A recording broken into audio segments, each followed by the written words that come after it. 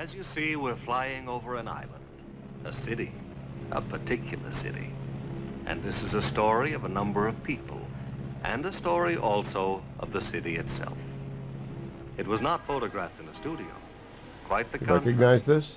The actors played out their roles in the streets and in the apartment houses of New York, on the docks in the Old East River, TV series. The Naked City. and in Pennsylvania Station. And its tagline, there are 8 million stories in the Naked City.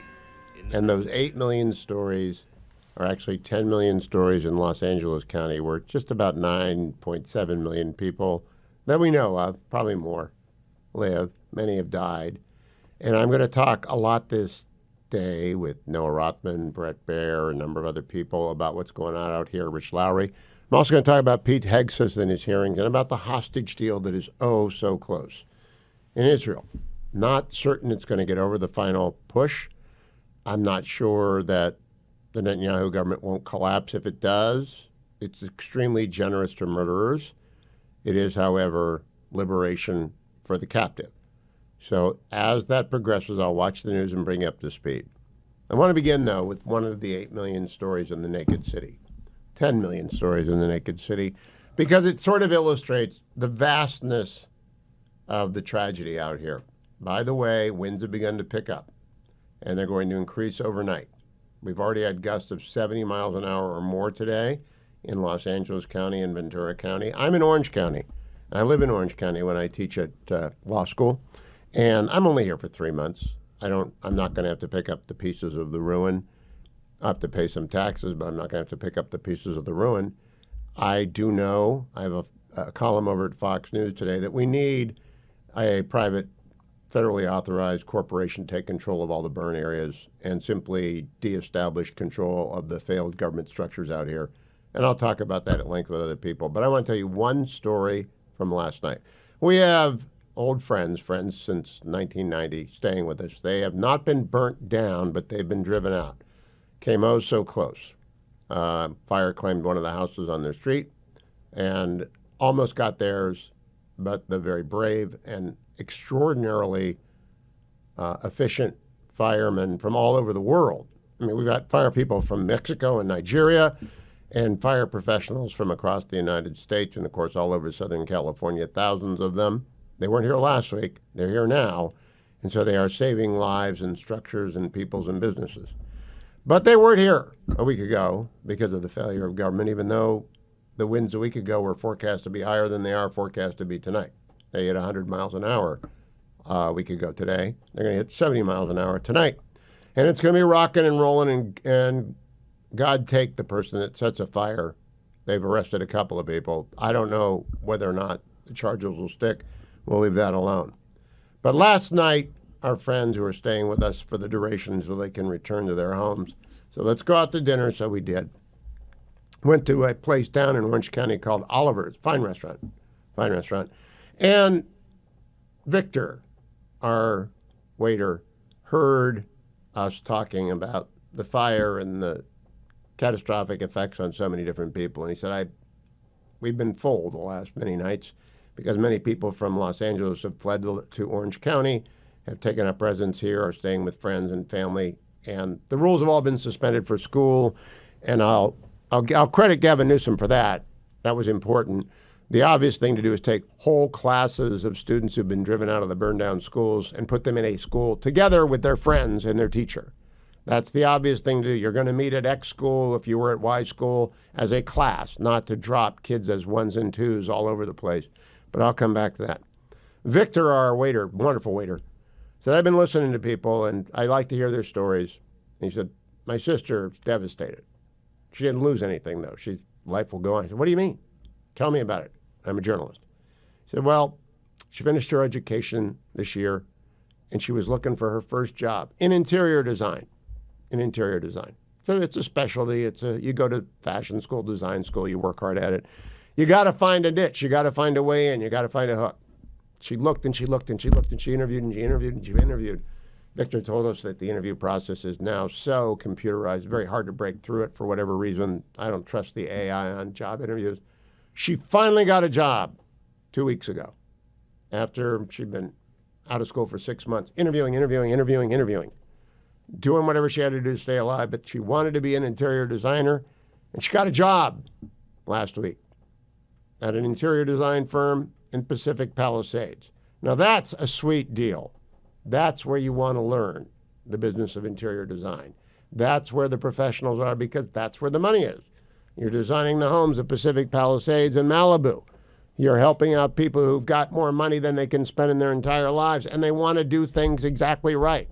So if you can get a hook into that profession, at that building, at that firm, you're set. And it burned down. And she's out of a job. Now that's a small story. It's one of 10 million stories in the naked city. It's a story of a young woman who'd gone to school, had worked the system, had kept her head down, knew what her dream was, knew what she wanted to do, finally got through the interview net, finally connected, finally got the job, went to work for a week, and it burned down. It's not the only business to burn down, it's just one. It's not the only person to lose something. Many people have lost everything. She lost her first job.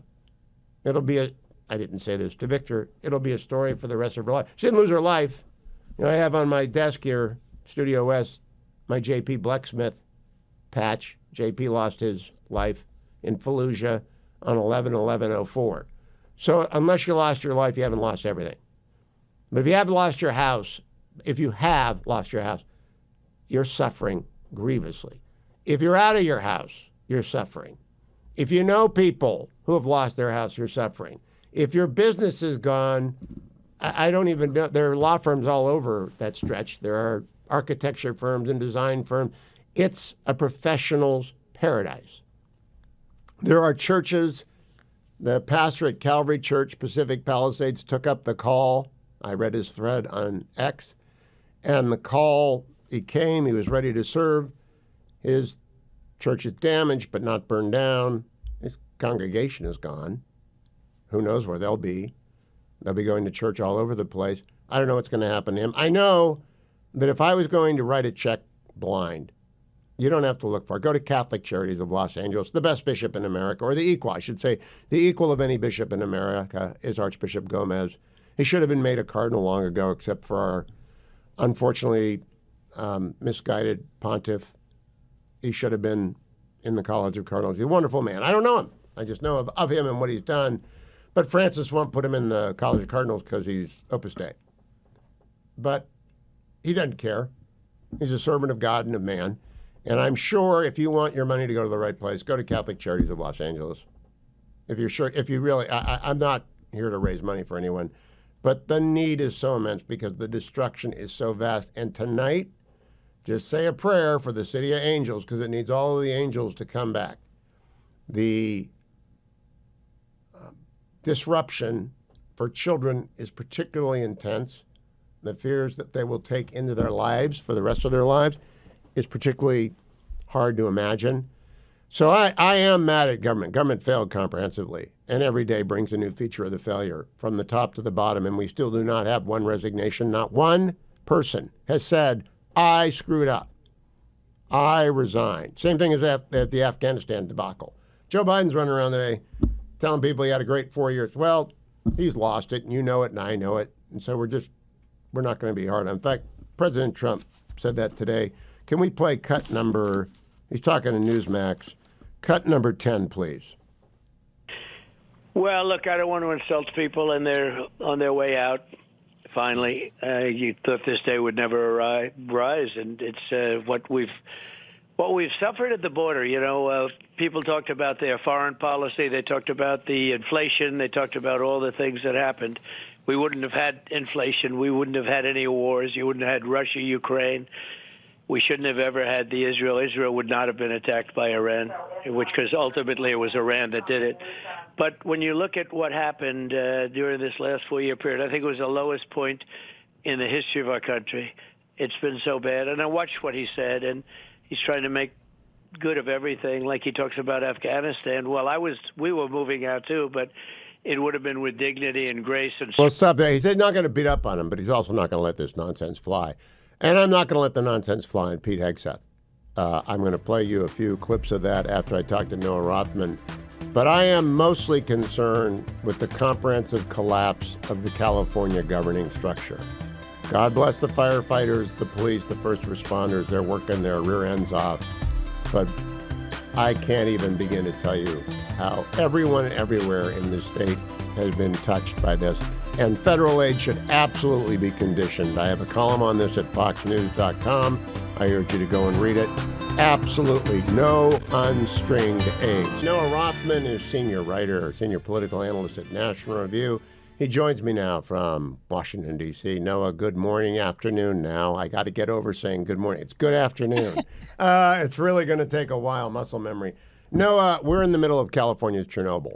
It is a term that one of my callers used to me, the stripping away of the facade of governance. There is no governance here. It's an absolute fiasco.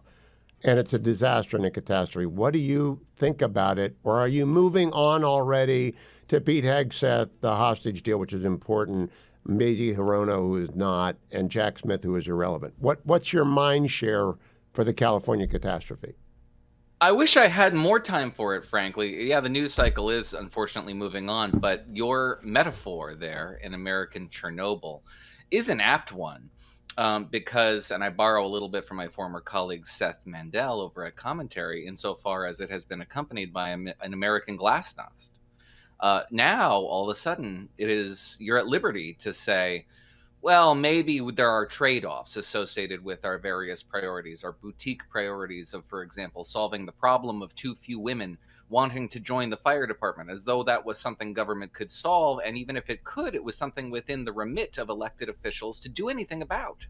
The degree to which all our environmental priorities and the extraordinary deference we have granted to environmentalist organizations to hamstring public officials in their effort to build infrastructure, to make fire breaks and clear the glut of combustible materials from forest floors, the sort of prohibitive influence that they've given small but influential organizations over that process that benefits so many were things you just could not say in mixed companies, certainly not within the polite liberal sphere that has for years governed California and been the governing ethos in California. Now you can.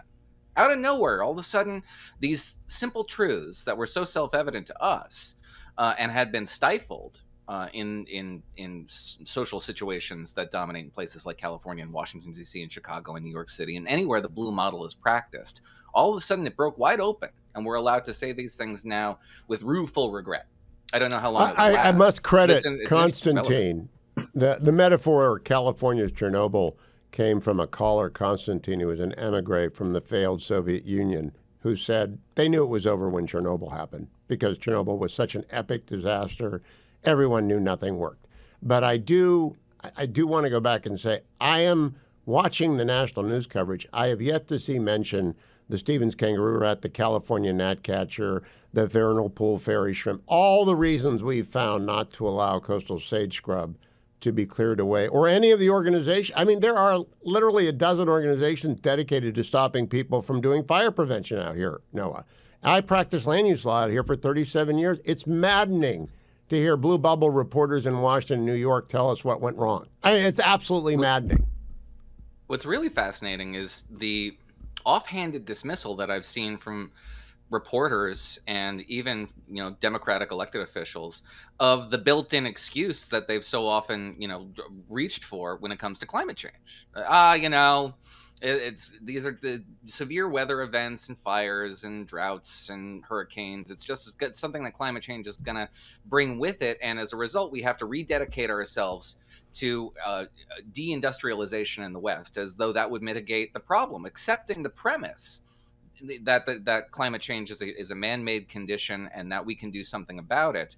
It's simply just nonsensical to say that without mentioning China and India within the same sentence. But it's a digression, because what we're hearing from officials now and people who are observers of the political scene are saying, well, yeah, sure, climate change is an issue, but it's an issue in Florida too. It's an issue in Alabama too, in Tennessee too. And why are those states so much more efficient at mitigating the problem? Why have the blue states struggled at what is essentially an engineering issue, engineering ourselves out of this problem, mitigating the effects of extreme weather events? Why can you can have a controlled burn in Florida with a single call and a single permit? But it takes months and months and months to get that done in California. Why? Now they're asking these questions. And the answers are wholly unsatisfying because they have there are everything no to do answers with... because it's a Well, comprehensive there are collapse. answers. There Now, are I want to answers. ask It has you. everything to do with the deference that Democratic politicians have displayed towards liberal activist groups, which have at their core the promotion of themselves and the aggregation of donor funds, not the actual causes they were meant to serve, to say nothing of their constituents' interests. That's part one. Absolutely right. Part two. The government bureaucracy, state, local, regional, there are regional agencies like the Air Quality Management District, like the Water Quality Control Boards, which are county-wide as opposed to being city or statewide, and the federal government in the form of the EPA, the U.S. Fish and Wildlife Service, and a number of other agencies, Forest Service. They all contribute. It's a vast gridlock of people employed by the government that leads to no governance. That it's an absolute failure until, of course, crisis strikes. And now we're going to have 70-mile-an-hour winds tonight. They're already picking up. We've had 72-mile-an-hour gusts. Everyone is prepared. But Noah, do you appreciate? I'm just going to make this a Noah-specific question. Did you hear of the warning in D.C.? Were you aware that we were going to have 100-mile-an-hour winds and Santa Anas? It did cross my transom, but it wasn't something that I paid a ton of attention to, A, because I live on the East Coast, and B, because this is a natural phenomenon that California has dealt with for every year for my entire adult life and longer. So I was under the impression that it certainly wouldn't be the catastrophic event that it was. And how catastrophic do you think it is? I mean, if you're trying to describe it to a friend who calls in from Europe and says, what's going on in California, what would you tell him? Well, I would tell them that it's the worst natural disaster that Southern California has experienced, I think, in ever. It could be said that it is certainly the largest wildfire, the most destructive wildfire in a major city. It's the biggest disaster to befall an American city since Hurricane Katrina in New Orleans, to be sure, if not worse. So I would describe it that way. I would also say that there is an element of hope here, too. If we return to the glasnost metaphor, the Chernobyl metaphor, the causes that befell, the reason why the Soviet Union collapsed is multi-causal. You can't say one had more of effect than another. But one that I like a lot is how the process of glasnost allowed for the opening of the archives, which Baltic representatives to the Soviet Congress, as it were, used to open up the archives from World War II and to expose the Molotov-Ribbentrop Pact, which demonstrated that the Soviet Union itself, as it existed, its very idea of itself, forged in the fires of World War II, was an outgrowth of a pact with Nazi Germany. That was not well known in the Soviet Union. And when it became known in the Soviet Union that the USSR existed as the result of Nazi beneficence, the whole edifice collapsed. That's a sort of thing I hope, Noah. I hope you'll give a chance. In a liberal world where they start tackling with their assumptions that led to this environmentalist sclerosis. What we do next matters a lot. And so I wrote a piece about it for Fox News today, modeled on the Pennsylvania Avenue Development Corporation, suggested to me my smart people. I'd love to have your assessment of that. I would not give federal aid to California absent conditions. And it's quite controversial. We have 30 seconds. Would you condition federal aid to reform of this vast, ineffective, pension-seeking bureaucracy? No, and we talked about this, and I'm of two minds on it. I can see the value in it, certainly the value of lobbying for real reforms. But I would be afraid of conditioning aid because it's a two-way street. You could absolutely see a Democratic government in the future say to Florida, bummer what happened with that hurricane there. Repeal your gun laws and your abortion laws, and we'll talk. Now that you see, I have an answer for that, but it'll come next week. Noah C. Rothman of National Review. Follow him on X. A number of you have sent me emails. You're upset that I left in the morning. But you'll love Chris DeGaulle, who took over for me on many of these markets on the Salem News Channel. I do want to tell you, if you miss your morning Hugh and you want it with your morning brew, all you have to do is go to the Apple or Spotify or Salem Podcast Network and find Highly Concentrated Hugh. We post the monologue, key portions of the show, interviews. It's a great way to start your day. Subscribe to that. Or go to the YouTube channel, Hugh Hewitt YouTube. Subscribe and like. And that spreads us to the algorithm when you do that. And I put everything on there that you need to see. Remember, this is the news you need, the analysis you want, and the guests that make the news. That's what I do. That's what I've done for 25 years on the radio, now on the Salem News Channel, often on Fox. And I want you to keep following me because we got important stuff ahead. One of the things we have ahead is rebuilding. And one of the people you might want to call if you have to borrow money against your land to rebuild while you're waiting for insurance, andrewandtodd.com. Now, they know California intimately well. They've been a sponsor of mine for a decade plus. Andrew Del Rey, Todd Avakian, wonderful men. Terrific, terrific, terrific guys. They did the mortgage for my home when I moved back to the Beltway when Bill Bennett retired and I took over the mornings in the Beltway. They have done the mortgage for Dwayne, the producer, Generalissimo, for you who are new to the show. They've done thousands and thousands of mortgages because they are a lender with Sierra Pacific Mortgage. Thousands and thousands of my listeners trust Andrew and Todd, and I have never had a complaint. Never had one complaint because they're so good at what they do. 888-888-1172. What they do is lend you money to buy a house. What they do is refinance your mortgage. What they do is get you a HELOC, which are back. Home equity lines of credit are back. What they do is the professional service that mortgage lenders do every day, but most of them are trying to make a buck on your need to move. Not Andrew and Todd. They do make money doing this, but they do not screw you and they will not give you a loan that you shouldn't get. And they won't let you get into a house that's too big for your income. 888-888-1172. Get pre-approved, get pre-qualified. Get to know Andrew. Get to know Todd, and you'll thank me for it. 888-888-1172 or andrewandtodd.com. Pete Hegseth is up on the hill getting slings and arrows from left-wingers who don't know anything about defense. I mean, they're really ignorant. And he's hanging in there. He's doing great. Michael Waltz, the incoming National Security Advisor, the congressman from Florida, testified at the beginning of the hearing, cut number 17. He will bring the perspective of being the first Secretary of Defense to have served as a junior officer on the front lines, not in the headquarters, on the front lines in the war on terror, and recognizes the human costs, the financial costs, and the policy drift that was discussed often in this very room that led us to decades and decades of war. So not only does he understand the threats he faces, but as the chairman mentioned, he is brilliant, in my mind, at communicating those to the American people in a way that is often not communicated in Washington, D.C., to reach out to the American people so that they understand why the military needs to do what it needs to do. And look, I have no doubt that he is going to get the Pentagon back to its primary mission, lethal readiness. That warrior ethos is what our enemies will respect. That warrior ethos is what our enemies will fear. And it's that warrior ethos that will keep the peace. And so, ladies and gentlemen, in my humble opinion, our military deserves better than it's getting. Our country faces a devastating recruitment crisis. Men and women are not volunteering to serve at the levels required. Our readiness is down. Our costs are up. And it seems like nearly every major weapon system, again, often discussed in this very room, is costing too much, delivering too little, and taking way too long. The bottom line is the status quo is unacceptable. It's not working. And the members of this committee, you all know it.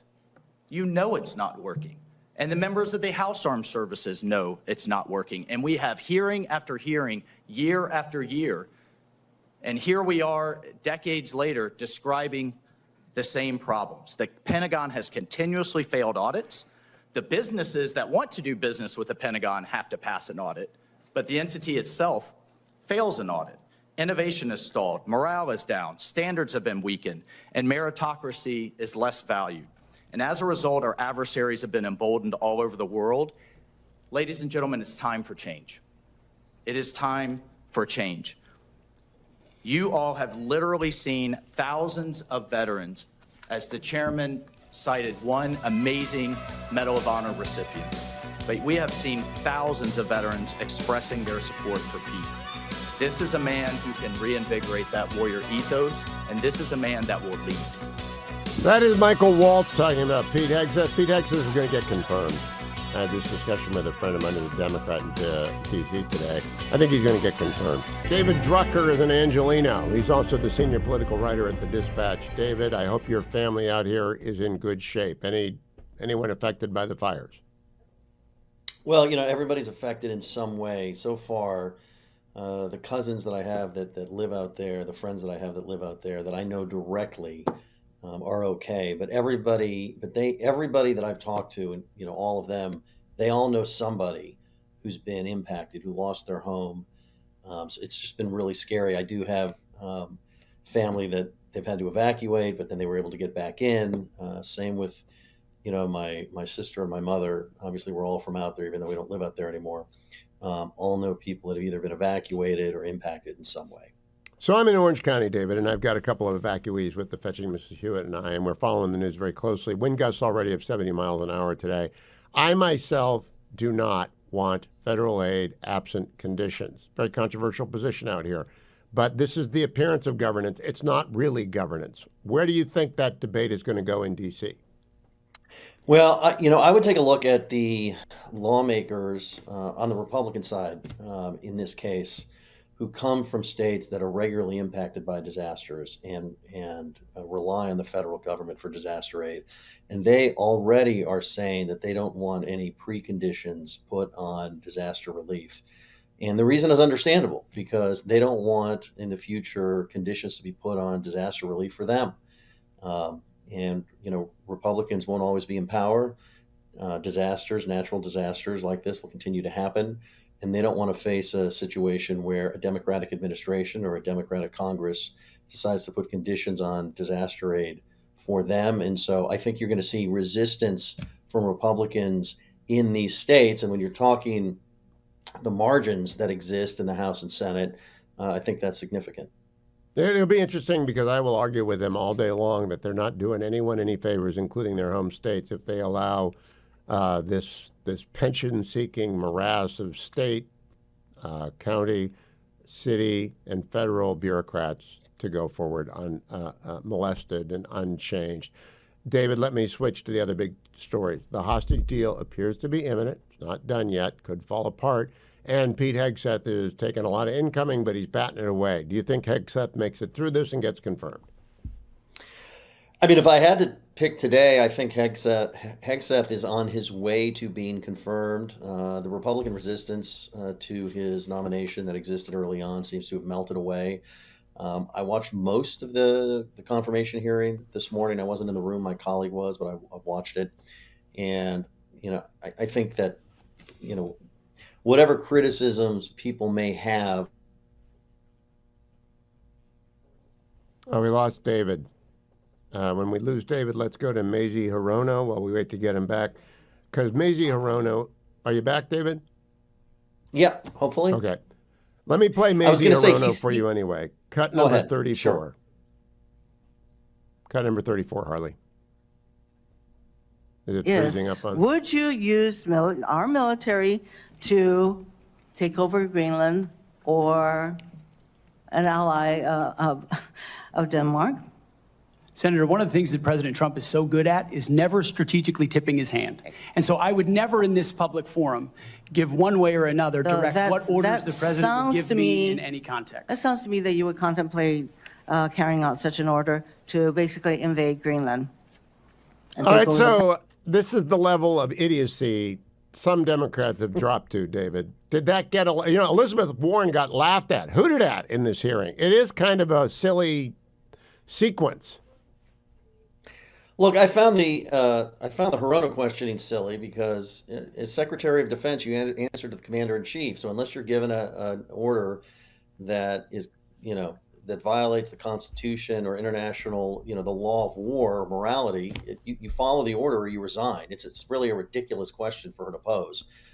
You can take issue with the president's incoming president's statements about Greenland. There's a lot to talk about there, and you can be critical with some of the things that the president-elect has said. But this question to Hegseth was kind of ridiculous, and so I didn't really pay much attention to it.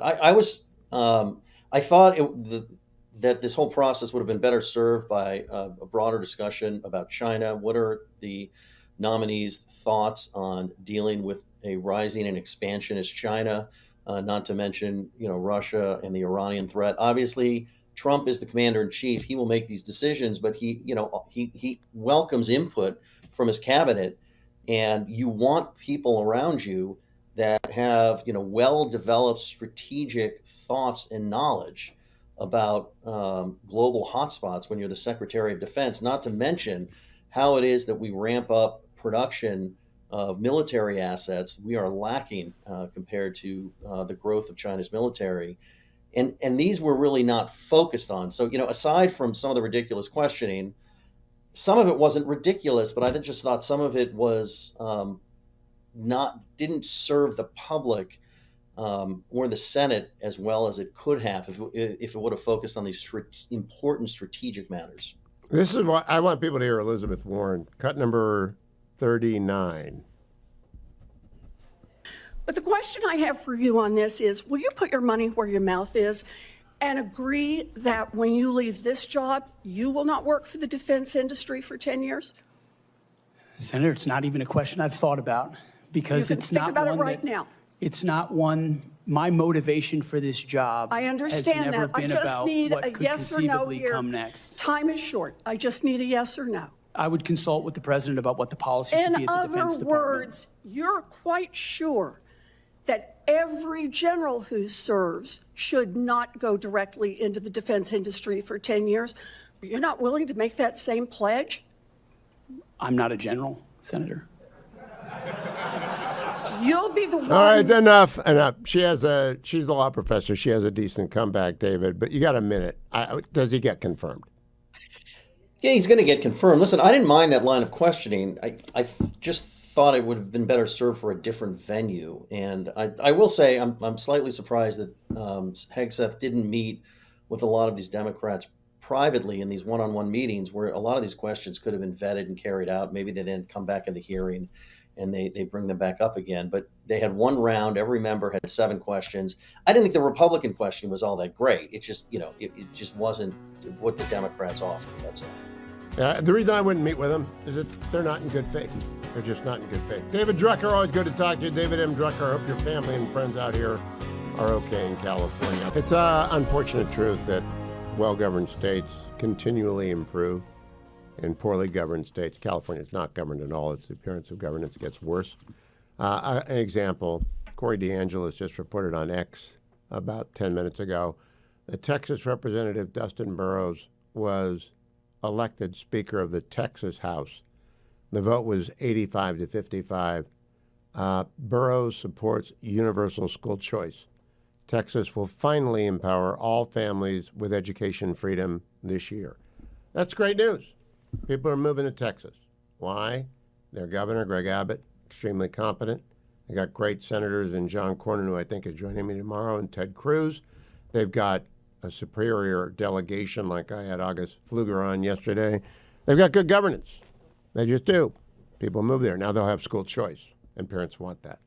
I want my Relief Factor, which I'm taking right now. I'm in the Relief Factor studio. I take it every day at this hour because if you're watching on the Salem News Channel, you just saw me do that with, I don't use lukewarm coffee in the afternoon. I used to use that in the morning. Now I just use my bottled water. And I take Icarian and curcumin, resveratrol, and omega because the day is long. Stories are hard to cover. Miles to cover, miles to go before I sleep. And Relief Factor gets me through it. Didn't go up the implacable hill this morning.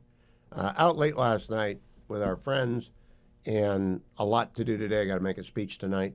And I'm just going to get my miles in walking to and fro to various places. But Relief Factor works. You need to call 1-800-4-RELIEF if you want to get rid of those minor aches and pains that accompany exercise, aging, sometimes stress, sometimes unusual uses of your body. You have to get things down out of a closet. You got to change a tire. You do something funny, you strain your back, you hurt your elbow, you play too much tennis, you get tennis elbow. Relief Factor works. People stop me whenever I go out on the road to one of my affiliates, do a town hall, talk to people.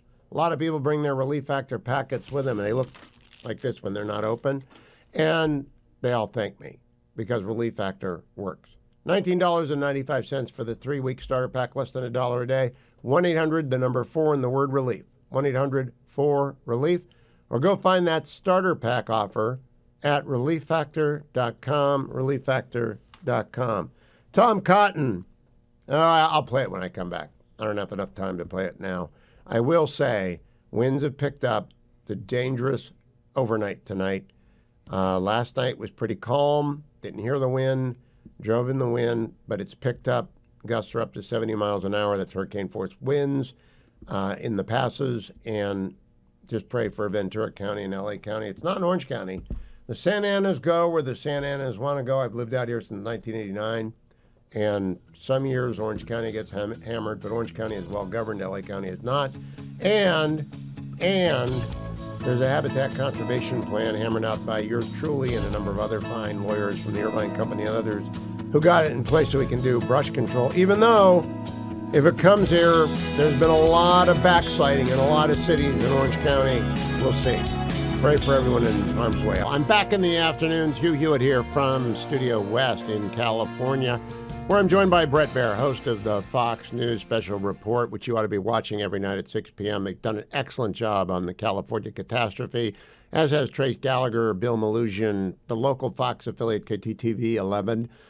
Bret, I thank you for the coverage you've been giving to this. I wrote a piece today at Fox Opinion that was inspired by our mutual friend Dick Hauser that we need the federal equivalent of the Pennsylvania Avenue Development Corporation to take over rebuilding because the California government's incompetent at every level. Do you think there will be strings attached to the federal aid?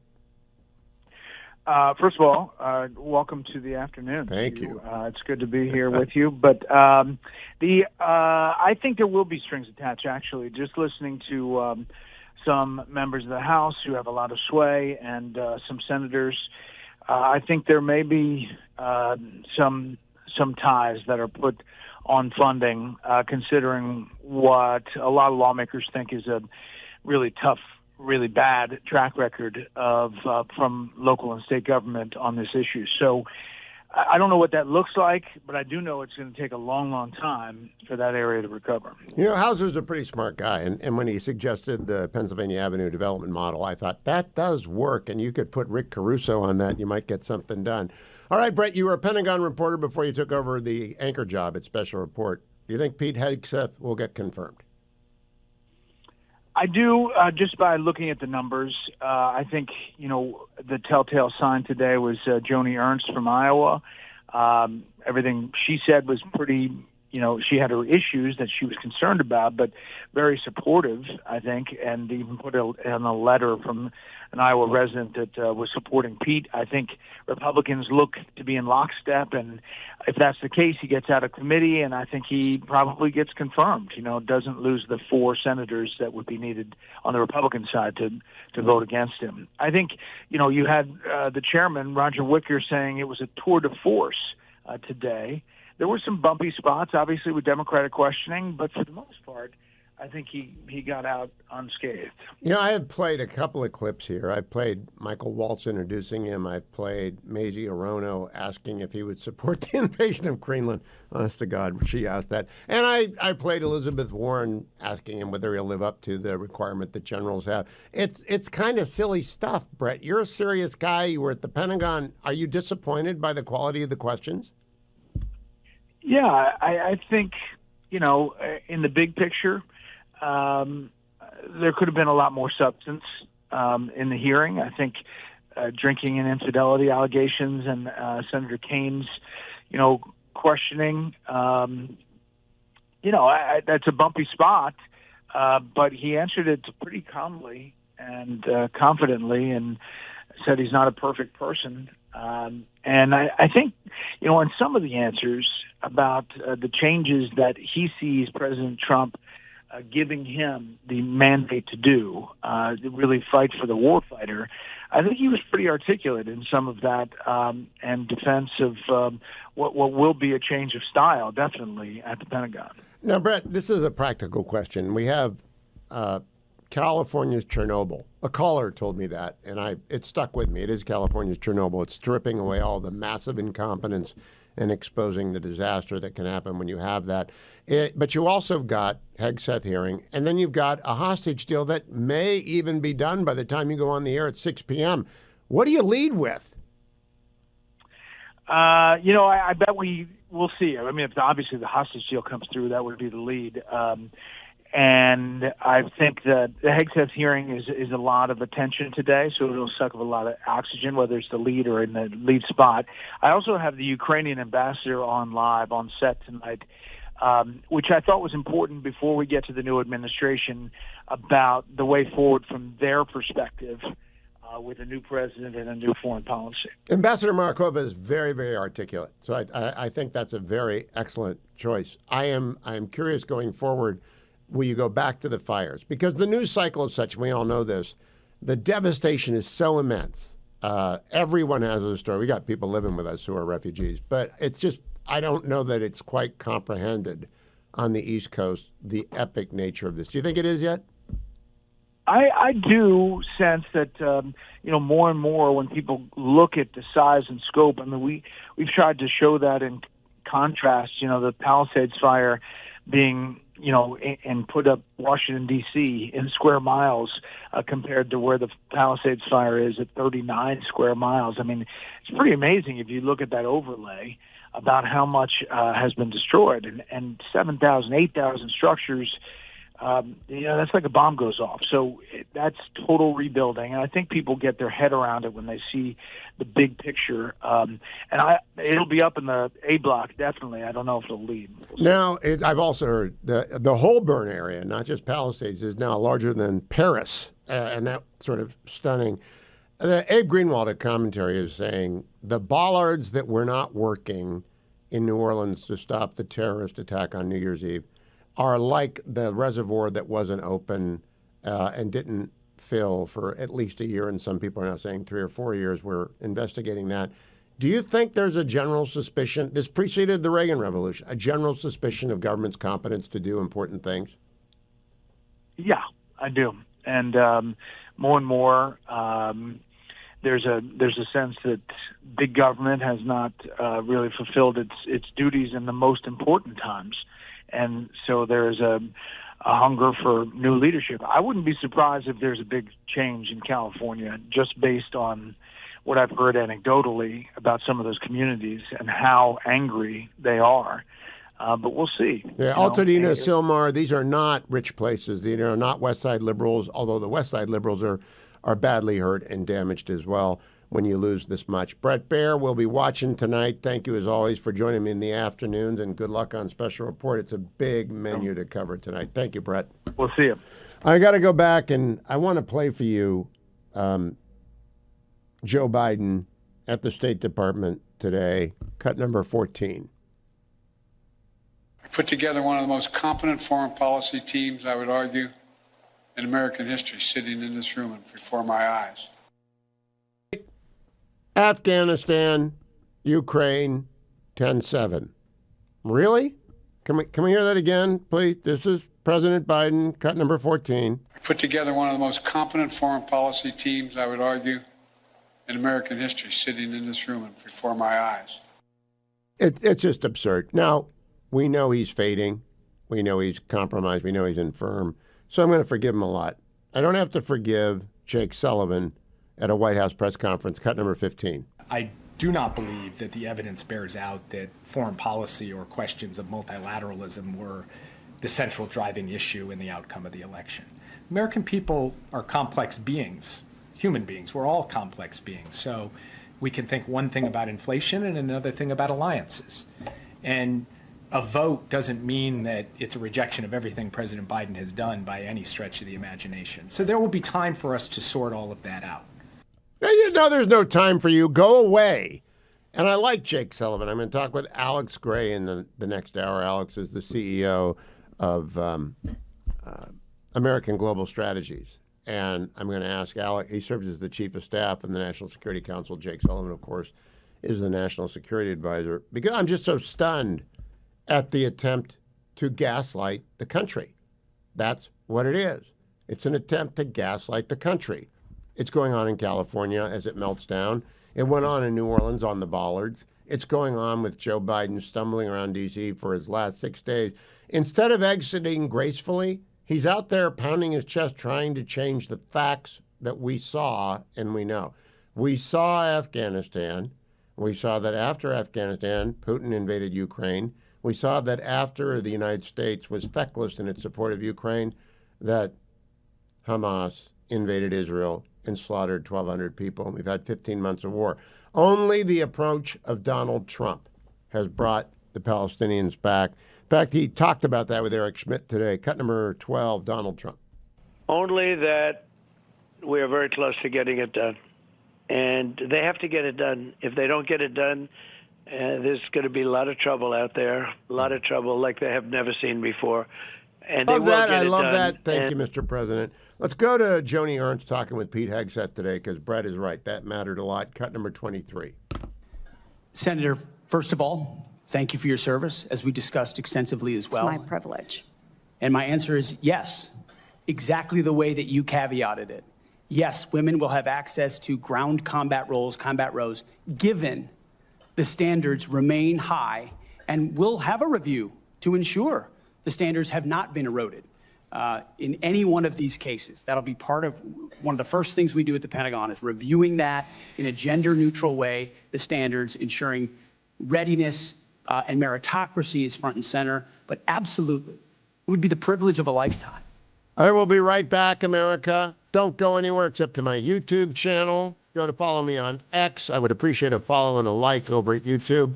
And do listen to the podcast every morning. Highly concentrated Hugh. I'm so glad to be back in the afternoons, and not just because I'm getting old, getting up at 2:30 in the morning out here. No, it's because I get to do Gulliver's ads again. Get the meat.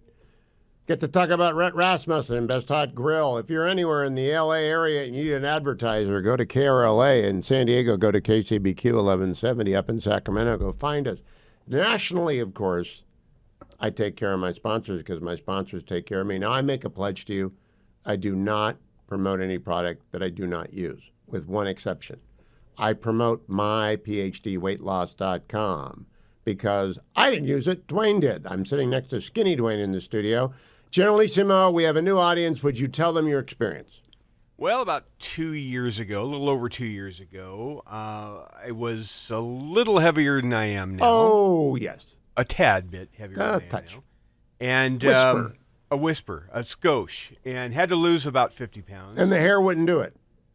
The hair fell out before. That was not part of the 50. Oh, okay, just checking. Yeah, that fell out before the 50. Lost 50 pounds over the course of 12 weeks by going on to myphdweightloss.com, and have kept it mostly off for about the last 2 years. 864? 644. 1900, that's 864. 644. 1900. Now, you're not a gym rat. No. You're not a long-distance runner. No. You're just kind of normal. Yes. You do have a scooter. I have an electric bicycle. Okay, I call that a scooter. But I know. You would be wrong. No, I want them banned from children. You know what I've noticed since I've come back? Those are the ones you're talking about with the kids? Yeah. Those are not scooters, and those are not e-bicycles. What are those? Those are e-motorcycles. Okay, well, ban them. I'm fine with that. Yeah, I mean, maybe some adults need them, but my PhD weight loss, yeah, I'm just trying to tell people, you're not like exercising in an unusual way. Yeah, just walking. So call 864 644 1900. That's 864 644 1900. And go to myphdweightloss.com. I have one other sponsor I want to tell you about, American Federal. Now, I sent a lot of money to Nick Grovich yesterday. I think I sent a lot of money to Nick Grovich yesterday. I should have. I had talked to him yesterday because we were buying some gold. January of the year is when I buy gold. And if you call 800-221-7694, 1-800-221-7694, or go to AmericanFederal.com, you're dealing with an honest man, upfront, straightforward. You pay a commission, talk it out with him, tell him what your financial plan is. Buying gold is really about diversification of your wealth so that it's not all in your house, it's not all in your stocks, it's not all in your 401, it's not all in your IRA. You've got some actual physical precious metal, and you put it in a safety deposit box, and you don't leave it at home, and you don't lose it. You put it in a safety deposit box. And Nick will walk you through how to do that. And you buy Krugerrands, American Eagles, or Canadian Maple Leafs. I bought each of them because I like them all. I think they're pretty. But I look at them for like a day, and then they go in the safety deposit box, and I'll never see them again. If God so provides, they'll be there when the second of the Fetching Mrs. Hewitt and I ascend to heaven to join the first, then the kids will come, they'll get it out, and they'll distribute it among themselves, and they'll say, boy, wasn't mom and dad smart? And the answer is yes. On the other hand, if everything goes to hell in a handbasket, I go grab the gold, which will skyrocket. All I am here to tell you is, over the past 100 years, gold more than kept pace with inflation, and that means it's a great investment. Today on the market, by the way, AmericanFederal.com also sponsors the market report. Dow was up 0.5%. The S&P was up 0.11%. The NASDAQ was off about 0.25%. So a very dull day. Gold is at $2,690 an ounce. That's not the price you pay. Whatever is the spot price, you have to add a commission. The more you buy, the less commission that you pay. And I am telling you, there are a lot of gold people out there, and some of them are really good. No one is better than Nick Rovich. Honest, 40 years of experience, great service, terrific guy. I talked to him yesterday. Call him today. All right, just call him today. 1-800-221-7694. If I can go back to the hearing, please. More Joni Ernst talking with Pete Hegseth about sexual abuse prevention in the military. Cut number 24. The Pentagon under your watch if you are confirmed. So as Secretary of Defense, will you appoint a senior level official dedicated to sexual assault prevention and response? Senator, as we have discussed, yes, I will. Okay, and my time is... I got to say, I've got a longer segment with Tim Kaine, which I think is disgusting, and I'll go through that. But I want you to hear Jeanne Shaheen, another Democrat, coming at Pete Hegseth about women in the military. Cut number 30. Women in the military. What do you have to say to the almost 400,000 women who are serving today about your position on whether they should be capable to rise through the highest ranks of our military? Senator, I would say I would be honored to have the opportunity to serve alongside you, shoulder to shoulder, men and women, black, white, all backgrounds, with a shared purpose. Our differences are not what define us. Our unity and our shared purpose is what define us, and you will be treated fairly and with dignity, honor, and respect, just like every man and woman in uniform, just like the men and women that I've worked with in my veterans organizations, to include when I was a headquarters and headquarters company commander in the Minnesota National Guard. Well, I appreciate your 11th well. hour conversion, but Mr. Chairman, for the record, I would like to submit Chapter 5. Cut number 31, more Jeanne Shaheen. Women in the military. What do you have to say to the cut number, almost 400? Mr. Hegseth, do you know what percentage of our military is comprised of women? I believe it's 18 to 20%, Senator. It's almost 18%. And in fact, DOD's 2023 demographic report indicated that there are more women serving now, and there are fewer separations. So they make up a critical part of our military. Wouldn't you agree? Yes, ma'am. Women in our military, as I have said publicly, have and continue to make amazing contributions across all aspects of our battlefield. Well, you also write in your book, The War on Warriors, with the chapter, The Deadly Obsession with Women Warriors, that, quote, not only are women comparatively less effective than men in combat roles, but they are more likely to be objectified by the enemy and their own nation in the moral realms of war.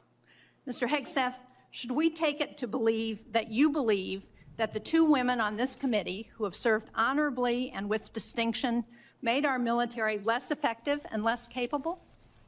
I'm incredibly grateful for the two women who've served our military in uniform, and including in the Central Intelligence Agency, contributions on the battlefield, indispensable contributions. Senator, I would like to clarify, when I'm talking about that issue, it's not about the capabilities of men and women, it's about standards.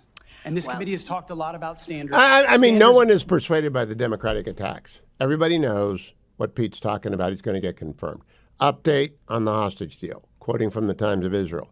Talks for a Gaza ceasefire and hostage exchange deal between Israel and Hamas continued in earnest Tuesday. Key mediator Qatar said Tuesday that a day earlier it had presented both parties with a final draft.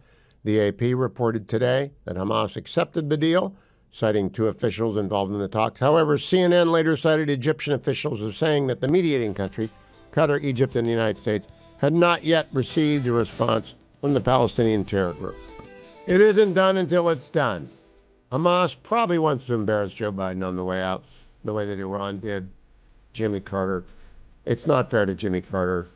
He wasn't as bad as Joe Biden as president. I mean, Joe Biden is the worst president of my lifetime. Everybody knows it. I'm not going to debate it. The ugliest part of the Pete Hegseth hearing today came when Senator Tim Kaine, my senator, decided to drag dirty laundry, do the Brett Kavanaugh thing, attack Pete Hegseth for marital infidelities, which did in fact occur, and everyone knows it. Cut number 36, some of Tim Kaine attacking Pete Hegseth.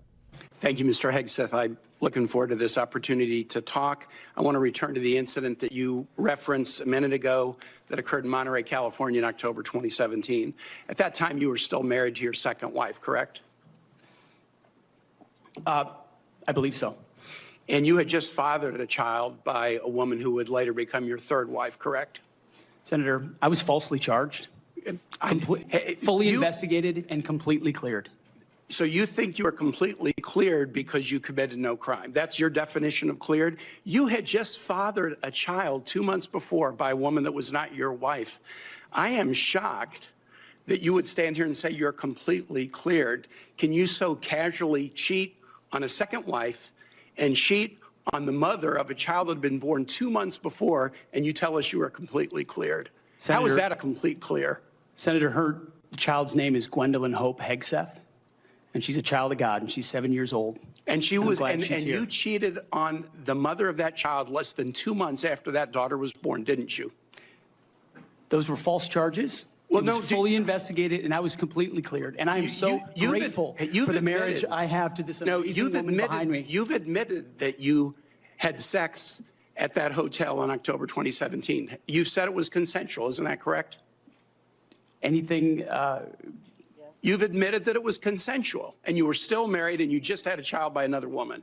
Again, how do you explain your judgment? Completely false charges against me. You fully investigated, and I was completely clear. You have admitted that you had sex while you were married. Goes on for 8 minutes. This goes on and on and on and on. Megyn Kelly posted on X. Don't you love how Tim Kaine, as in Hillary's running mate, whose BFF was Bill Clinton, is suddenly so concerned about fidelity in one's marriage? Well said. Mark Wayne Mullen also weighed in, senator from Oklahoma, cut 43. There's a lot of talk going about talking about qualifications and then about us hiring him if we are the board. But there's a lot of senators here I wouldn't have on my board because there is no qualifications except your age, and you got to be living in the state and you're a citizen of the United States to be a senator.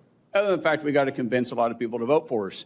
And then when we start talking about qualifications for if you're qualified for it, could the chairman tell me what the qualifications are for the Secretary of Defense? Mr. Chairman, could you tell me what the qualifications are for the Secretary of Defense? I'd be happy I'll read for it. you to do that. Yeah. Let me read it for you because I Googled I was getting some advice from my second in command. Yeah, but I'm just making a point because there's a lot about qualifications, and I think it's so hypocritical of senators, especially on the other side of the aisle, be talking about his qualifications, not being able to lead the secretary or be the Secretary of Defense, and yet your qualifications aren't any better. You guys aren't any more qualified to be the senator than I'm qualified to be the senator, except we're lucky enough to be here. But let me read you what the qualifications of the Secretary of Defense is, because I Googled it, and went through a lot of different sites, and really it's hard to see. But in general, the U.S. Secretary of Defense position is filled by a civilian. That's it. If you have served in the U.S. Army Forces and have been in the service for, you have to be retired for at least 7 years, and Congress can weigh that. And then there's questions that the senator from Massachusetts brought up about serving on a board inside the military industry, and yet your own secretary that you all voted for, Secretary Austin, we had to vote on a waiver because he stepped off the board of Raytheon. But I guess that's okay because that's a Democrat Secretary of Defense. But you so quickly forget about that. And then Senator Kaine, or I guess I better use the senator from Virginia, starts bringing up the fact that what if you showed up drunk to your job? How many senators have showed up drunk to vote at night? Have any of you guys asked them to step down and resign from their job? And don't tell me you haven't seen it, because I know you have. And then how many senators do you know have got a divorce before cheating on their wives? Did you ask them to step down? No. But it's for show. You guys make sure you make a big show and point out the hypocrisy because the man's made a mistake. And you want to sit there and say that he's not qualified? Give me a joke. I mean, it is so ridiculous that you Well guys done, hold Mark yourself Wayne up to this higher Mullins. standard. Coming up, Byron York and gotta- I talk about California's Chernobyl, the Pete Hegseth hearing, and a hostage deal, question mark. I welcome for the first time in the afternoons Byron York, chief political correspondent for the Washington Examiner, Fox News contributor. Follow him on X at Byron York. Byron, I say good afternoon. I've been saying good morning to everyone all day and yesterday, but I'll get used to it eventually. Good afternoon. How are you? Good afternoon. I'm slightly disoriented at this late hour, but here we are. All right. Well, Byron, I want to cover three things with you. California's Chernobyl. That's what a caller who is an emigre from the old USSR called it, comparing the collapse of government in California and the wildfires to that which happened at Chernobyl, exposing the same kind of ineptitude. And I want to talk to you about the Hegseth hearings, and I want to talk to you about the hostage deal. Let's start with the fires. What do you make of them from the East Coast? You know, the one thing that, well, first of all, I mean, it's just the scale of the disaster is pretty hard to imagine. One of the things in the debate that has kind of baffled me are the people who want to keep politics out of this. And I thought, well, this is a political question. I mean, all of these policies that may have made the fire worse, and policies that might decrease the risk of future fires or the severity of them, these are political questions that elected people have to decide. And so if California decided not to clear enough underbrush over the last several years, which certainly appears to be true, if they had a terrible water management system and sent billions of gallons of water into the ocean, rather than put them in a place where they could help fight fires. Those are political decisions that a political system makes and elected people make. So, if anything, I think this whole debate should be more political. I would like to know, I want to do this sort of Gene Shaheen style, just direct answers, if you will, Mr. York. Have you ever heard of the Endangered Habitats League? Habitat what? Endangered Habitats League. No, is this the group that protected that little bush out One there? of them. They protect everything. They try to. Center for Biological Diversity, which has been profiled for its extremism in The New Yorker. Coastal Sage Scrub Conservancy. Actually, I've never heard of them. Santa Monica Mountains Conservancy. No. Spirit of the Sage Council. No. Sea and Sage Audubon Society. And the answer is no. All right, I'll swip from the groups over to the agencies. Have you ever heard of the Regional Water Quality Control Board? What region is that? That's every county in California has one. Never, no. Actually, many counties are often grouped in one, but it's a regional body. Air Quality Management District? Yes. Okay, California Coastal Commission? No. Okay, you see, I've been reading all these East Coast, you haven't made this error, but others have. East Coast people telling me, a West Coast lawyer for 27 years representing land developers, why these fires spread so fast. They don't know anything, Byron. It's government gridlock. It's non-governance. It's a stacking of incompetence that rivals any building anywhere. Do you think they'll ever wake up to the fact what they don't know? You mean the East Coast people? Yeah. Well, it's more important that the West Coast people actually figure this out. You've got this whole situation in a one-party state, and they've got to cut through all of these agencies that you were talking about. And by the way, are the members of a lot of these boards appointed like by a governor, by the legislature, or yes? Okay. I was So here appointed by again, Pete it's all Wilson to the AQMD, for example. I got to disclose everything so people don't say I'm being. I served on the AQMD. Pete Wilson put me on. Democrats threw me off. That's how it goes. Okay, so this is a political process. Yes, absolutely, and it's the collapse of a political process. Well, it is, but I mean, you need to have. It would be nice to have two sides, in the political debate over this. This is kind of like the January 6th committee where everybody agrees, and the outcome is bad because you don't have anybody who will question the assumptions of everybody else. So it doesn't, it'd be nice if people on the East Coast understood more about this, but and I'm on the East Coast, but it would be really much better if the West Coast. I think we're learning, but in a terrible, horrible way. If we go from the debacle in Afghanistan to the open border and then to the California's Chernobyl, Joe Biden's 4 years have been a disaster for the country. And he's walking around this week talking about his wins. How, I mean, are people stunned by this arrogance? There was something he said the other day that when he took office, illegal crossings on the border just plummeted. Yes. You saw that, right? I did. I didn't play because I just thought it was dementia. And, Bill Malugin, the great reporter for Fox News, pretty moderately spoken person, said this is kind of staggering that he would say such a thing.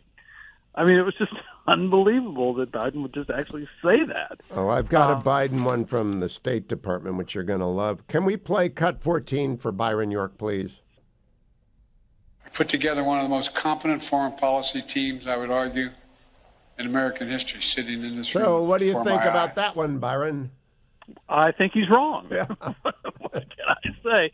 I mean, this is the president seems to be in more of a kind of a final days haze than I had thought before. There were moments in the USA Today interview where he seemed detached from reality. And by the way, on Thursday he's going to do his final interview and it'll be with Lawrence O'Donnell of MSNBC. So I don't think that one's going to be like fully grounded in reality either. So he's just going around telling everybody how great the last 4 years have been. I'm grasping for an analogy. I came up thanks to a caller with the California Chernobyl. I don't think I've ever seen anyone in public office walk around denying the reality of what they did. Have you? I was stunned again by the border thing, where you take office and crossings just shoot through the roof, and you say with a straight face that you took office and crossings plummeted. I mean, how do you do that? Only if you have lost mental capacity, right? Well, that could be. I was about to say, is this a product of his cognitive decline? I think it is. But Byron, the Times of Israel is crashing because everyone is trying to check every second the status of the deal, and the Times of Israel's best on this. What's your understanding and what's your optimism, pessimism about it?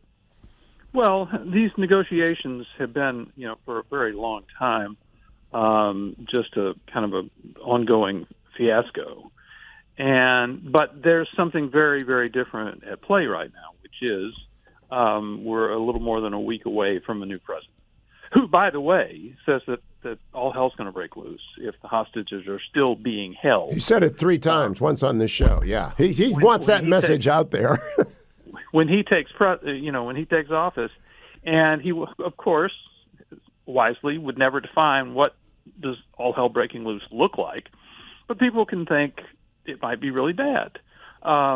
So that is the factor that's changing things now. So I wouldn't be surprised if there is, at long last, some success in this. Of course, Biden could take credit for it, I guess. But everybody knows, the bad guys know that they are under a deadline, that it is now Tuesday, and that on Monday there's going to be a new president.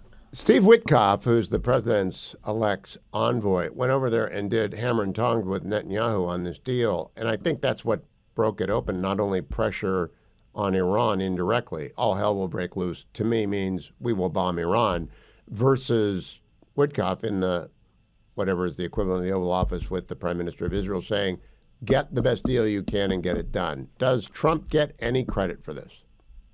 I think first of all, he should if it happens. And I think even the sort of press observers would have to say, well, gee, I wonder why it got done now and it didn't get done, 6 months ago. And it just seems so obvious that the new and deciding factor played a big role in it. But we'll see if the media gives Trump any credit or not. Well, first it's got to happen.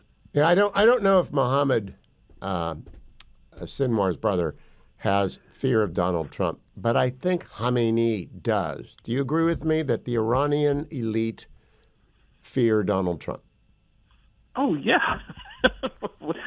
Why wouldn't they fear Donald Trump? You know, I mean, the thing is that the Soleimani thing gave Trump so much credibility, and because it was an American president doing something that I'm sure the Iranians thought was unthinkable.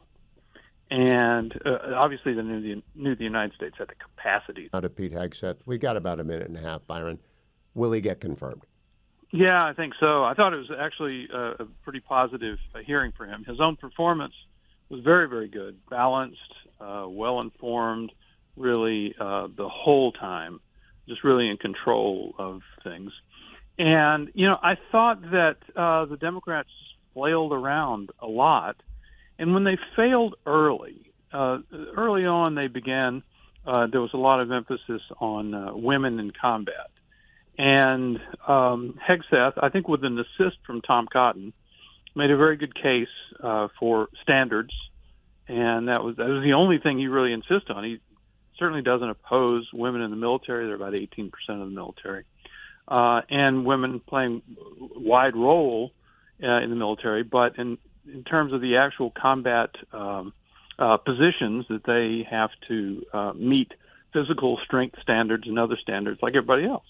And I think that's going to appeal to a lot of Americans.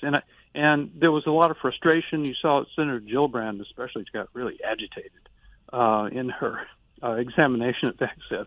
And then I think when they saw that it wasn't working, they thought, man, we got to get dirty.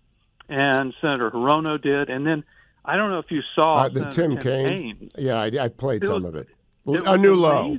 A new low for an otherwise normal man. It was incredible. Yeah, I was surprised to see that it was Tim Kaine who did it. Hillary Clinton's running mate against Donald Trump in 2016, by the way. Bill Clinton's BFF, as Megyn Kelly says. But it was pretty amazing. And then that continued. There was some more of that later on. But I just don't think that's going to work. So I think the one missed opportunity, Byron, is that Pete Hegseth said, I grew up when Bill Clinton was president. I thought that's the way you were supposed to act. Because it's just, to me, astonishing what they did. But I will say that Senator Kaine's questioning came very close to kind of making the point, you're a top government official. You can't commit adultery. I know. And you think, oh, my God. I don't approve of it. Okay, everyone, yeah. I don't approve of it. But it's not like it's the first. I loved it when Mark Wayne Mullin said, any of you ever show up here drunk? He knows they have, and we know who they are. Byron York, thank you for joining me, friend, in the afternoon. It's great to have you on in the afternoons. Keep coming back. Follow Byron over at X at Byron York. Welcome to the afternoon edition of the Hugh Hewitt Show. I'm not sure if we have Rich Lowry yet because I've got a short in my microphone, which we'll fix by tomorrow. Not there yet. Let me tell you that the hostage deal, the breaking news out of Israel, is it's on a knife's edge. Don't know if it's going to happen. People in Israel seem to think it's going to happen. The Times of Israel is my go-to spot. Its headline is, Gaza ceasefire hostage deal on the brink of finalization, as reports spell out details. 3 civilian women said to be set free on truce's first day. We just do not know, and I would not predict with certainty anything in the Middle East. But there's great optimism that Hamas has been told by their paymasters, nothing unless you sign this deal. And Israel will make a few gestures. They've beaten Hamas. They're not going to let Hamas win. They're not going to agree to withdraw from Gaza, but they're going to stop hunting and killing Hamas. Maybe let them go. Maybe let them go to, I don't know. I haven't seen the deal. We're standing by and waiting for the deal. Also want to remind you that Rich Lowry is the editor of National Review, but he is also the host of 2 podcasts. Not one, but 2 podcasts. One is The Editors, which I listen to whenever it comes out. The other is the McCarthy Report, which should be produced more often. Rich, welcome. How are you? Good, Hugh. How are you? I'm good, except that my grandson, because of the nefarious ways of MLB.com, has become a Yankees fan. And so I talk about because MLB features the Yankees and Aaron Judge and Juan Soto just enraptured him. So I'm now taunting him mercilessly. And I told McCarthy when he was on last week, the next time I saw you, I would blame you for this development. No one should be a Yankees fan who doesn't live in New York, right? Best franchise in sport. I grew up a Yankee fan in Arlington, Virginia. My dad was from New York, so he raised me that way. So it is a junior circuit at the moment. The Dodgers and the Mets look dominant, but we'll see. You know, the Guardians almost got you, friend. We're going to get you this year. Let me go. Rich, we got a lot to cover. I definitely wanted Josh Naylor. I love that guy. Oh, he's gone. Bo Naylor is still there. We have half the Naylor brothers, but he's gone. Rich, I want to cover California's Chernobyl, Hegseth, the hostage deal, the incredibly shrinking and vanishing Jack Smith, and Joe Biden's presidency. So it's a lot to do. Let's start with California's Chernobyl. Do you think anyone will resign? No, they may end up firing the fire chief, but because there's a blame game going on, obviously, between her and the mayor and the rest of the city government. But I don't think so. I don't think we don't live in a time where people resign for poor performance. I will say this has been progressivism's bleakest winter. Losing to Donald Trump, the turn against DEI we've seen in corporations across America, losing Meta, which they in effect had control of the last 4 years or perhaps longer, and then this debacle in the most representative blue state, implicating a lot of the irrational priorities and incompetent governance is really horrible. It's hard to imagine a worse 4 or 5 months for them, but it's what's happened. It's stacked incompetence in California, Rich. We've got a couple of refugees living with the fetching Mrs. Hewitt and I. Their house did not burn down. It used to be a White House. I think it's orange now, saved by very, very brave firefighters on very steep slopes, and they're working around the clock, and the winds are gusting above 70 miles an hour as we speak in some of the passes here in California. So it's going to be a long night. I'm not mad at the fire department. I'm mad at the people who didn't clear the coastal sage scrub. And I want to ask you, because you're a well-read guy, have you ever heard of the Endangered Habitats League? I don't think I have. How about the Center for Biological Diversity? It doesn't sound good, but I haven't. That one was profiled in the New Yorker. I thought maybe that might get through. How about the Spirit of the Sage Council? No, also does not sound good. Sea and Sage Audubon? No. Santa Monica Mountains Conservancy? All these Also groups are environmental wacko groups that try and stop the clearing of coastal sage scrub and try and, quote, protect endangered species like the California gnatcatcher, the Stevens kangaroo rat, vernal pool fairy shrimp. I know all this because I practiced law for 37 years, a land use lawyer. I know exactly who's responsible. It's the wacky environmentalists. Do you think anything will change? Maybe at the margins, but I mean, California is really committed to this style of governance and to these interest groups. And, you know, I'm a conservationist when it comes to megafauna, right? Like blue whales. Yeah, let's save them. They're amazing creatures. But the Delta smelt, which despite all the water policies in service of the Delta smelt's pretty much gone anyway. And all these little rodents and things no one cares about to stop us from doing things necessary to prevent a cataclysm is crazy. And by the way, also, Hugh, even their own worldview doesn't make sense. So they say climate change means that we're going to face these unstoppable conflagrations. They'll be worse than ever. And what we're going to do is subsidize windmills and chase people in electric cars 20 or 30 years ago, but we're not going to do all the things necessary to stop the fires. You think your first priority, fires are going to be worse than ever, is well, just clear the brush. Make sure, build more reservoir. Make sure you're doing the kind of planning you need to do. And by the way, Ron DeSantis, if he had been mayor or been governor, as soon as those warnings had gone out a week or so ago about this potentially catastrophic wind situation, he would have had a spreadsheet, Which hydrant is where? Are they all operative? What water tankers can we pre-position? Where are the firefighters going to pre-position? Are the reservoirs filled? What's the worst case? And how are we going to plan for that? And none of that happened. You know, Rich, when I quit the Washington Post, I didn't cancel my subscription, but I did yesterday morning when I read a story that attempted to say the Pacific Palisades fire is probably, they're very seriously likely to have originated on New Year's Eve with fireworks. And they have this elaborate theory about the Pacific Palisades fire. Whether or not it's true, they don't mention any of the things I just mentioned to you. If they mention the San Ynez Reservoir being dry, they didn't say for how long or why, which is an EPA rule about covering reservoirs, which I don't know why it exists.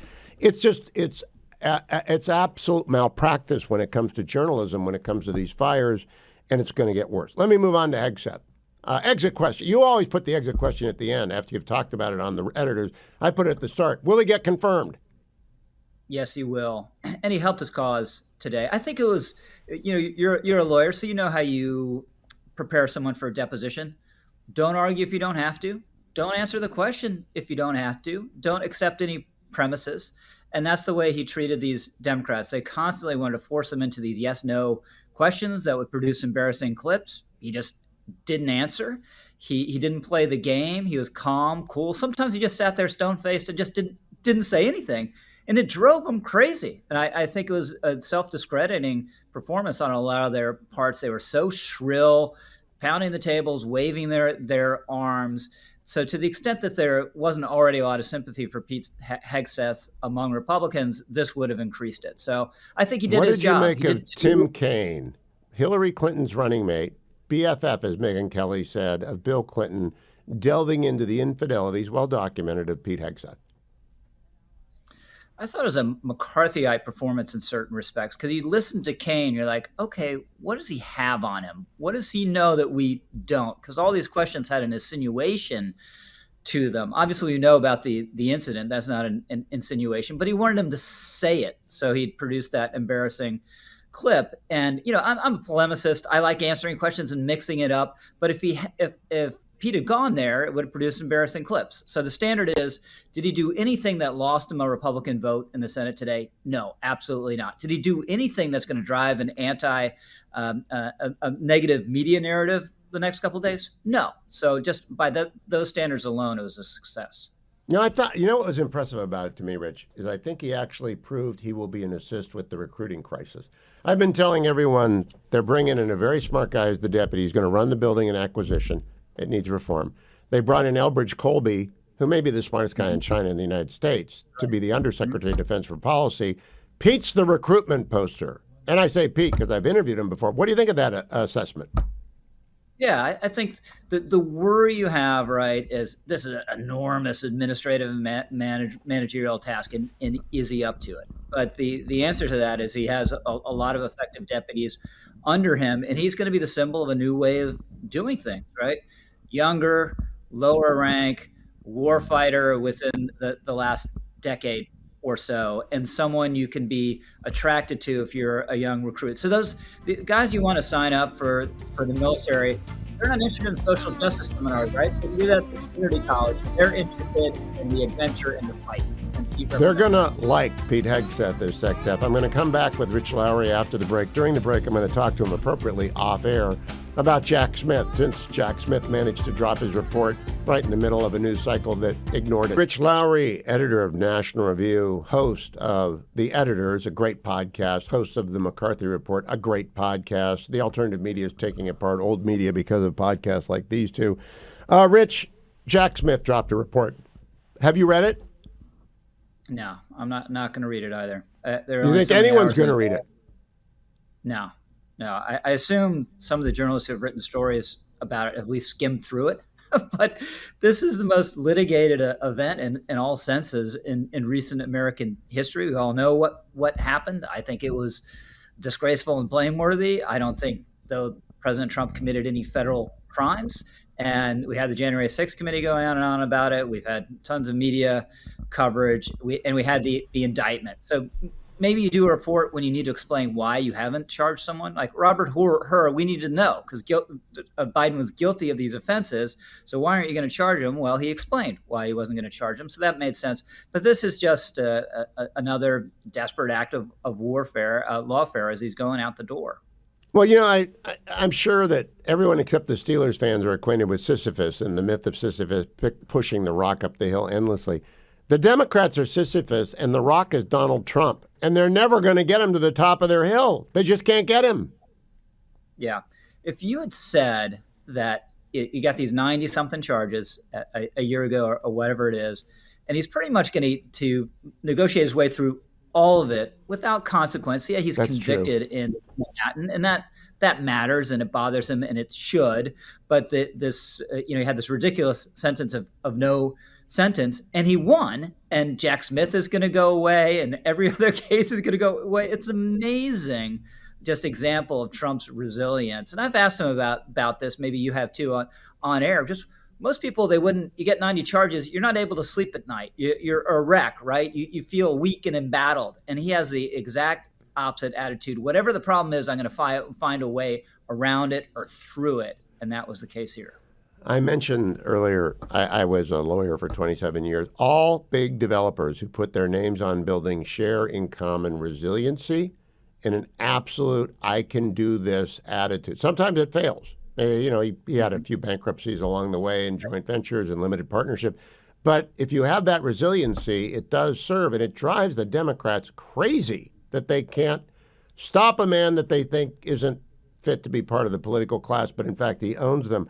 Let me ask you about Donald Trump. Let me take a break, Rich. We'll come back and we'll talk about Joe Biden's presidency on the other side. Rich Lowry, editor of National View, host of the podcast The Editors, which you ought to like and subscribe to, and also host of the McCarthy Report, which Rich and Andy ought to put out more often. But what am I? I'm just a radio talk guy. I'll tell you, it's Andy's problem, I know. Let me ask you, the hostage deal, it's an exit question. Do you think it'll get done? I kind of think it will.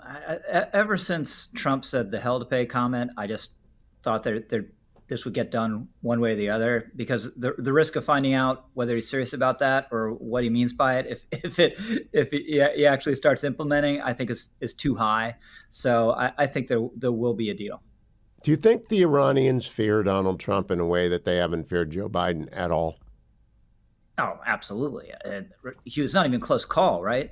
I think the Soleimani hit was one of the great acts of deterrent in the last 20 or 30 years in terms of the potential risk of doing it, which wasn't high. It's not a major war, and the effect it had in the region. Everyone with American blood on their hands after that event didn't sleep nearly as easily afterwards, and they'd much rather have Joe Biden, but he's out the door. So let's talk about the out the door Joe Biden. This has been a ridiculous week. I feel bad for him because it's a desperate sort of thing. Do you have any analogous episodes in American history come to mind where a very lame duck, 6 days left president is running around telling everyone how great a president he was? I think everyone wants to do that right at the end, right? And Bill Clinton also did these monuments right at the end to kind of boost his legacy. What's uniquely pathetic about this is just his state, unfortunately, his physical and mental state, where he's shuffling out the door in a way we haven't seen from any president in the modern era. And it just, Jimmy Carter, I wasn't a fan of his presidency, but he learned things as he went along, right? At the end, he said, I got the Soviet Union wrong. We need to increase defense spending. We're going to deregulate. In fact, he set some of these really important things in motion, but no awareness on the part of Joe Biden of how badly he's screwed this up. And he still grotesquely misstates his own legacy just yesterday or today, I don't know which, when he said that border crossings went down as soon as he came Byron in. York brought that up too. That really did ring a lot of bells that, oh my goodness, this man is not only physically infirm, he's mentally lost it. Rich, the bookends are the Afghanistan debacle and the California Chernobyl. Do you think Joe Biden is the worst president of your lifetime? I think it has, despite what I said about Jimmy Carter at the end, I think that the Soviet Union representing an existential threat and being on the march everywhere, coupled with the economic debacle, right? With the inflation in the stratosphere, the interest rates, gas lines, all that I think puts Jimmy Carter at the top of the list. But we've never had a more pathetic president than Joe Biden. I'm going to check back with you in a couple of years because there are some long tail impacts of the Biden presidency, particularly with the millions of people who cross the border without no doubt permission. There are long tail effects of the Biden presidency, which will haunt us for a long time, and in sea construction and all this other stuff. Let me close by asking about what you expect from Donald Trump in term 2. Are you an optimist that big things are coming, or do you think it's going to be sort of a return? We really didn't have a first Trump term because it was crippled by Brennan, Comey, and Clapper at the beginning by the ambush. But what do you think about term 2?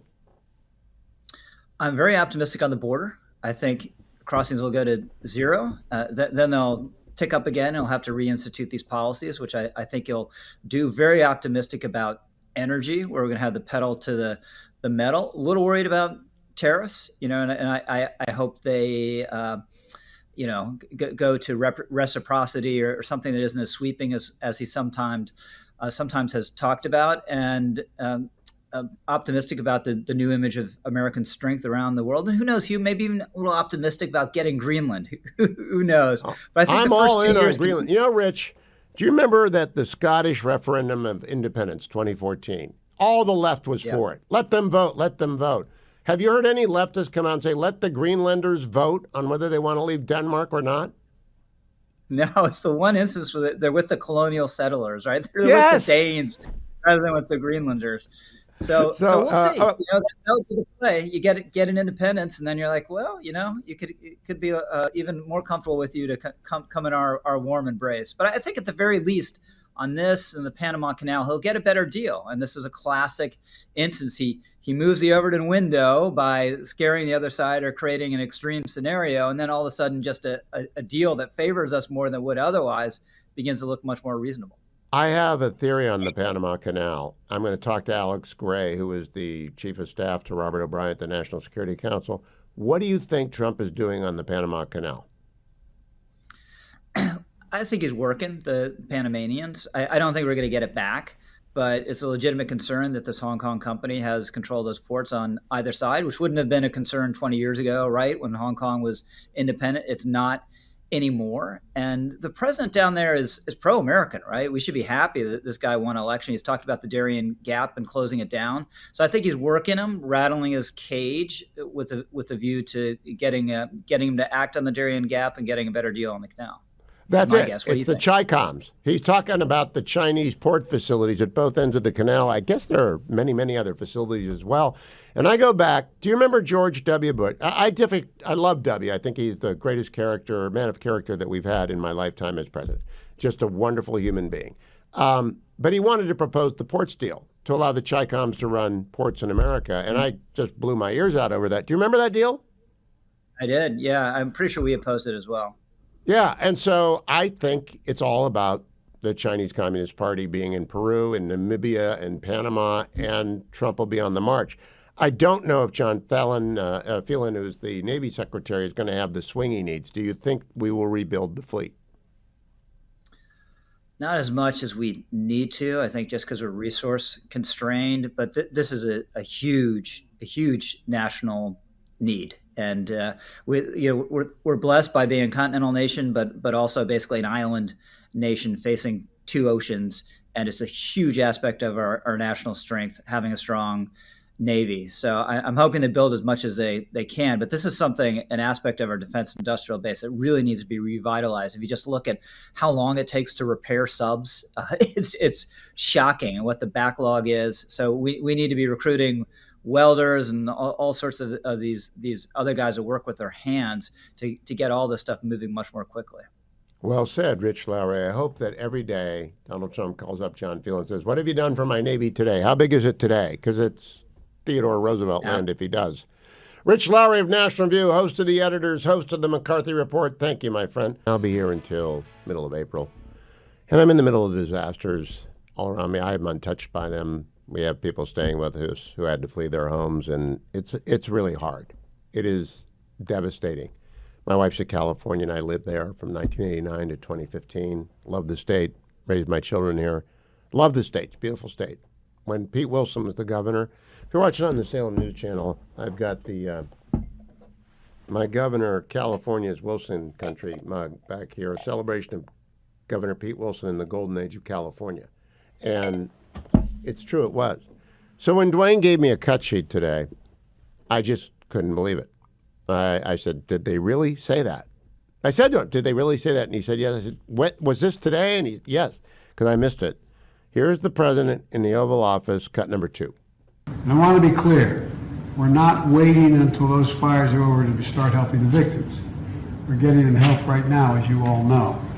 People impacted by these fires are going to receive one-time payment of $770, one-time payment, so they can quickly purchase things like water, baby formula, and prescriptions. So far, nearly 6,000 survivors have registered to do just that, and $5.1 million has gone out. Anyone ask where the 770 comes from? What, they throw a dart? Look at this pen if you're watching. Throw at the dartboard. It's 870 today. It's not 7. It's like Wheel of Fortune with Joe Biden. And then it gets worse. It gets worse.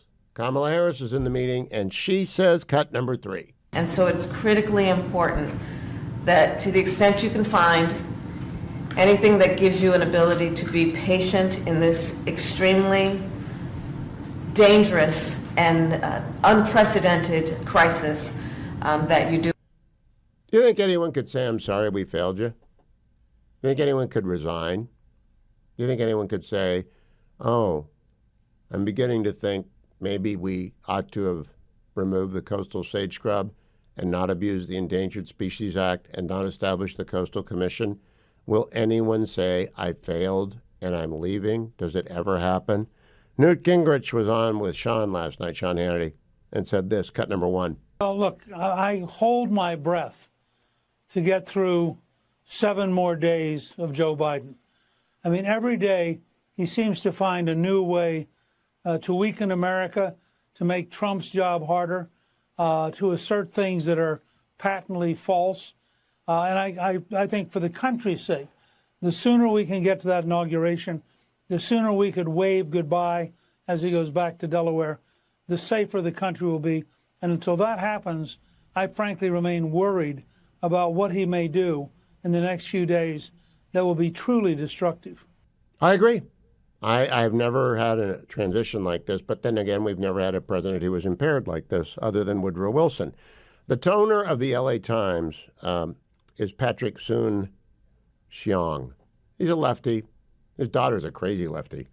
Cut number 5, talking on the morning meeting with Mark Halperin today. Cut number 5.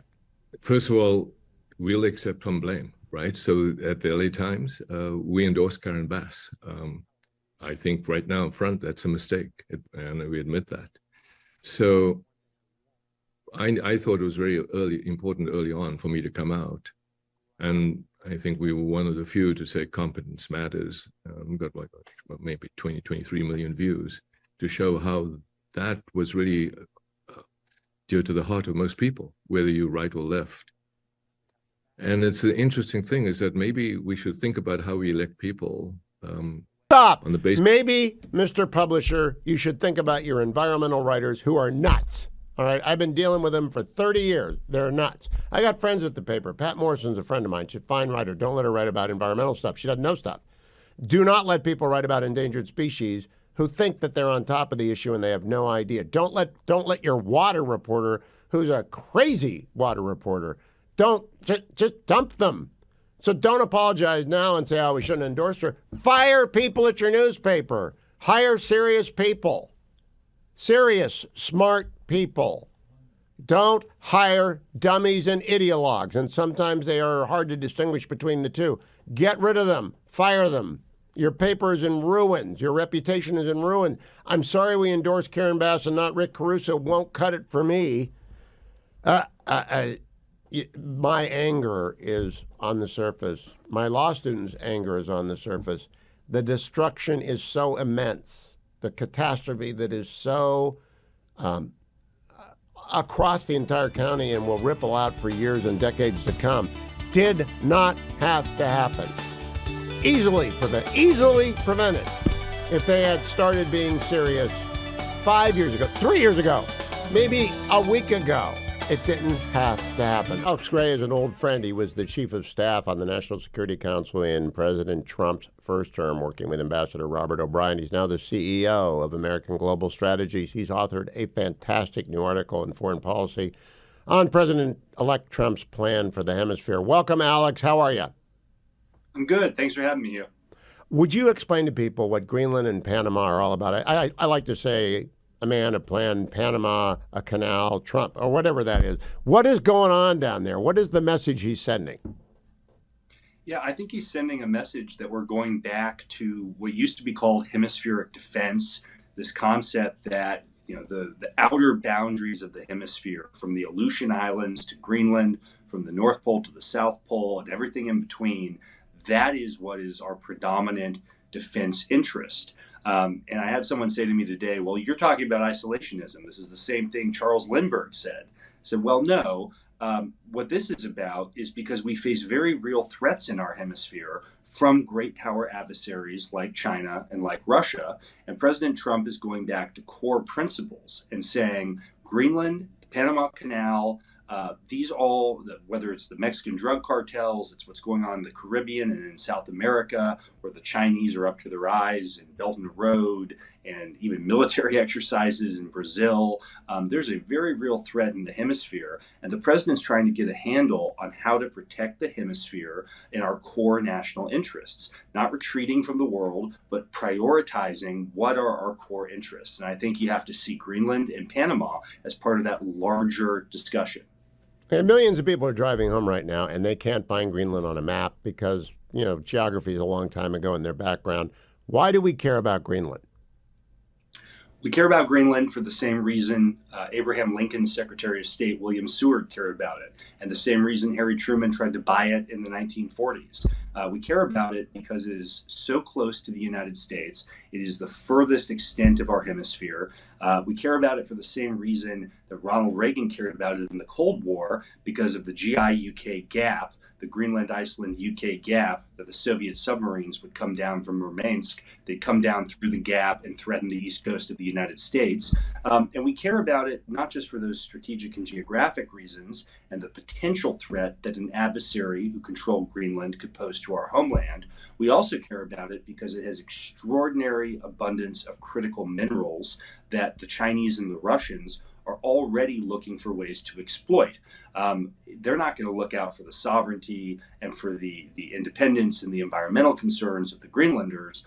Only the United States has a track record of caring about those things when we go and we do mining and we do extraction. So I think this is a tremendous opportunity, not only economic security, but national security, to find a way to bring Greenland closer to the United States.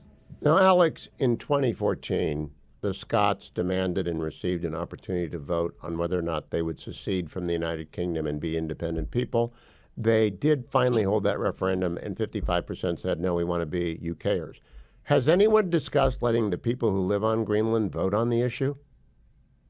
Well, you've seen over the last 15 years, Greenland has gotten increasing autonomy from Denmark. I think it's a real worthwhile question to try and pose to the Greenlanders. What is it that they want to achieve for themselves? Where do they see themselves going? And we have sort of an answer to that, Hugh. In their national security strategy, they say that, you know, around 2033 or so, they would like to be independent of Denmark. And everything they've done for the last several decades has been moving in the direction of independence, increased self-government and increased autonomy. I think it's a worthwhile question to ask, okay, once they have independence, and we should take them at their word that that's where they're headed, what's the arrangement for making sure that the second least densely populated place on Earth after Antarctica is able to uphold its sovereignty? I don't think, you know, history shows us that this is exactly the type of developing, lightly populated place where China is adroit at exploiting and undermining the sovereignty. We have to have a plan. I put it this way. when they get independence, and we should take them at their word that they want it, who's going to be there to greet them? Washington, Beijing, or Moscow? That's well really said. The question facing President Trump and the United States. Last question. It's kind of out of left field, Alex. I know that you and Ambassador O'Brien were big proponents of increasing the Coast Guard's fleet, specifically of icebreakers. Can we buy them under the Jones Act from people in Europe? My friend Captain Jerry Hendricks tells me they build them in Europe and we can buy them off the shelf. Can we do that? Should we do that? It's a really tough question, Hugh. There are some Buy America provisions, whether Jones Act and some procurement provisions that do make it a little challenging, and there will be some pushback on it. I think there are creative solutions we can do to get around some of these things. We talked about leasing icebreakers that were made in Finland. That was a big topic at the end of the Trump administration. The bottom line is, and particularly with the Trudeau government that has basically made the Arctic more vulnerable by refusing to arm their own icebreakers for a decade now, the Arctic is extraordinarily vulnerable, and we have to figure out a solution. This is something I know Congressman Waltz, the new National Security Advisor, is very passionate about. We have to find a way to get the icebreaker thing solved immediately, because the Chinese and Russians are expanding their fleets at scale, and they are up there, and they are ready to exploit our weakness. What does extremely vulnerable mean, Alex? We have about a minute. What do you mean by that? Well, if you look at where we are in the Arctic, whether it's the Faroe Islands, this island called Svalbard, Greenland, Iceland, northern Canada, the Chinese and the Russians are beginning to send their fleets of icebreakers, beginning to send ostensibly private entities that are related to the government in both instances into these vulnerable, isolated islands with the goal of establishing strategic beachheads and exploiting the economic resources.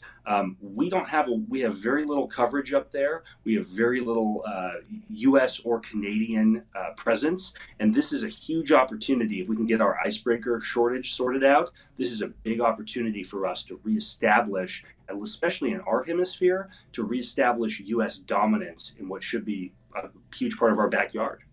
Not the Monroe Doctrine, but what the New York Post called the Donroe Doctrine, coming at you. And Alex Gray, American Global Strategy, is part of it. Thank you, Alex, for joining me. When I moved to the afternoons, and I've done every shift in radio and broadcast television. I did the nightly news for KCET PBS. I've been on Salem for 25 years, Salem News Channel since its launch.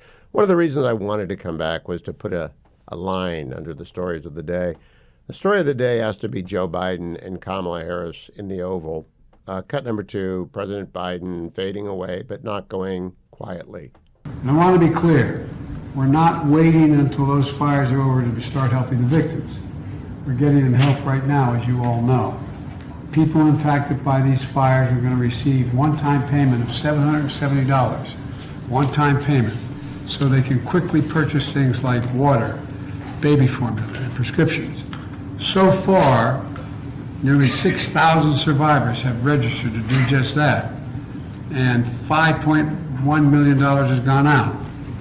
$770. I'm going to throw a different dart. Up! You get $1,022 in the Wheel of Fortune today. Let me throw a third dart. See if I can get it up. Should I throw another dart? You know, you can lose it all on this game. Oh, no! Congress says you can't do it because you have no executive authority. You've lost all your money. Absolutely insane. But not as bad as Kamala Harris. Cut number 3. And so it's critically important that to the extent you can find anything that gives you an ability to be patient in this extremely dangerous and unprecedented crisis. All right, the vice president calling for patience as fires are raging and the winds are peaking at 70-mile-an-hour gusts in California. Just be patient. Don't worry about that empty. Pay no attention to the reservoir that's empty. It'll all blow over. It's going to blow over. Do not pay attention to that reservoir that's empty. Mike Johnson said this today, cut number 6. I think we've got to have a serious conversation about that. Obviously, there's been water resource mismanagement, forest management mistakes, all sorts of problems. And it does come down to leadership, and it appears to us that state and local leaders were derelict in their duty in many respects. So that's something that has to be. Go to foxnews.com. find the opinion page, find my column on what ought to happen. I didn't come up with the idea, but we need a stand-up federal corporation that's independent, that is loaded with dough that they'll spend on California if everybody else gets out of the way. I don't expect anyone to resign. No one takes accountability anymore for mistakes that they make. They don't even own up to mistakes. Oh, the dry is drier and the hot is hotter and the wet is wetter. Yeah, we're playing the picture of Gavin Newsom. I'm talking about everyone. I'm talking about the DWP head. I'm talking about LA Fire. The fact that people were not warned beforehand, the fact that they were not deployed beforehand, 100-mile-an-hour winds in the Santa Ana, it's just insane what has happened here, and the damage is so overwhelming. But I will be back tomorrow. Pray for California tonight. It's going to be a very bad night with the wind. Hopefully there's enough resources that this Tuesday night will be not a replay of last Tuesday night for the benefit of everyone involved.